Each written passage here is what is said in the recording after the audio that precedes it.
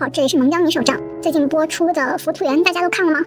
我是因为去年看了王鹤棣演的《苍兰诀》，所以这次他主演了这部剧，我就又稍微有些兴趣的去看了。结果前几集是挺好看的，但更新到现在这个阶段就有点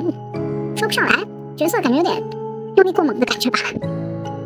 尤其因为前面部分我觉得挺好，所以等更新的时候我就先把原作小说补了。这样做的后果就是我发现女主这个角色的改动实在也太大了吧。王鹤棣演的这个男主角色和原著是基本一致的，心狠手辣又欠碎，或者有点恋爱脑。女主的话虽然也和剧里一样也是个恋爱脑，但女主真不是这种自立自强自爱的女强型人设，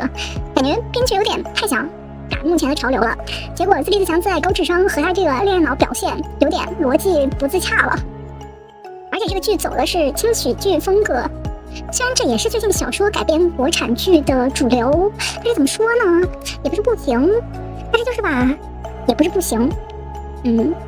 浮屠缘看还是可以看的，但是可能这个预期先不要那么高。